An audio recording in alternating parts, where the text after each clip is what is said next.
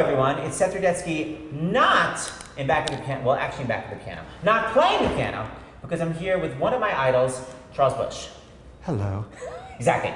Okay, completely obsessed with him and based so much of my own career on him in terms of forging your own path. So Charles, tell my audience, because your acting is so brilliant, and what is it, I remember you once said you saw like one of your plays done and it was campy and annoying. Like, how do you make your plays so real? Like, what is the trick to making your comedy work go?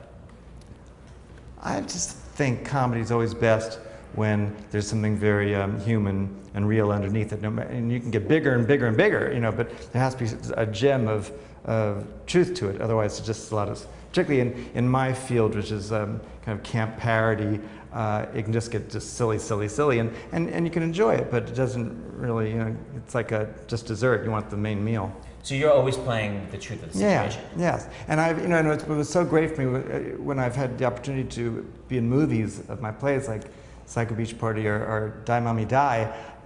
With the camera, you really have to play truthfully.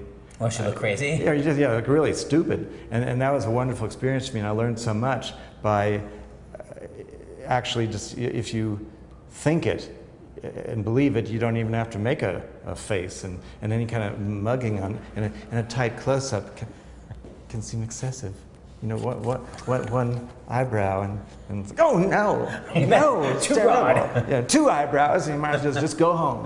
Well, so speaking of films, you actually told me that you grew up watching a million old films, which I really never watched, but who do you base your grand dames on? I'd say I was kind of a cocktail of Rosalind Russell, Greer Garson,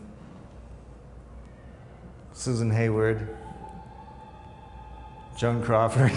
Toss them all together and you get me. Okay, so I'm obsessed with it. Okay, so we're gonna actually read a scene from Die Mommy Die, which is obviously now in print. You may buy it anywhere.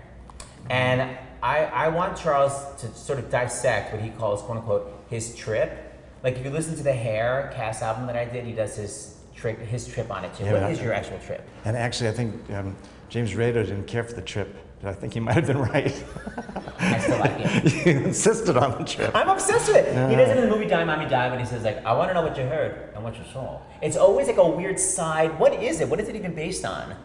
I think it's actually a very distorted version of something that Joan Crawford does in the movie The Women. It's her last line in the film, and after she's been defeated by all these other bitches, she says, well, it's back to the perfume counter for me.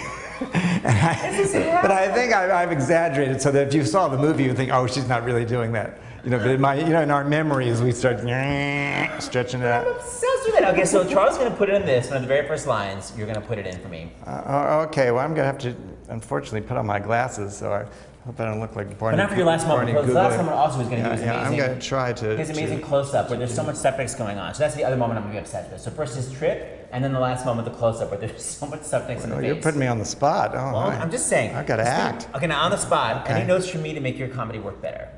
Well, why don't we just, as we go through I'll stop. Okay. I'm so nervous. So I play his son. He plays Angela. Yes, I'm a former, an ex-songstress in retirement, and my son has just come back from college. Again, this is 60. It takes place in the 60s. All right. Young man, what are you doing home from school? The anti-war demonstration. The students took over the president's office. They sent the rest of us kids home. Oh, really? It's true. My friend Ruth gave the assistant dean a saltwater enema. Now be honest. Have you ever seen such gorgeous gams? Well, maybe on the homecoming queen. You can tell me the truth? Do you think I'm looking old? No, you're still pretty. Really? I look in the mirror, and I don't recognize myself anymore. I don't see any face at all, just hair and makeup and some very important jewelry. That's trip. I'm obsessed with that. Anyway, back to acting. As we continue. When I look at you, I can see you at any age. That's a rather profound thing to say. Well, maybe I'm not as stupid as everyone thinks. Of course you're not. I think you're bright and sensitive and terribly, terribly dear. Mother, I lied to you. I didn't come home because of an anti-war demonstration. They kicked my ass out of that college, the bastards. Well, they can't do this to you. Your father built them a very expensive gymnasium just to get you enrolled. I'm calling the dean right now. Don't, Mother. They said I was a bad influence. On the other students? On the faculty. They said I was a sexual magnet. I imagine it was some predatory older woman. Dr. Crenshaw is a man. You were alone with him. Not alone. There were 8 of them. The entire math department, in fact. The dean said, well, he said I instigated a homosexual orgy in the faculty lounge. They found me being spun around nude on the Lazy Susan. Lance, just tell me one thing. The truth. And I'll be behind you 100%, no matter what you say. Are you a Mother, who the hell cares? I'm a mental cripple. I'm handicapped. Don't ever say that. I'm different. I've always been different since I was born. I'm sick, twisted, a freak. That's not true. And you have 2 parents who adore you. You know my father hates me, and he hates you too. Why can't he just die?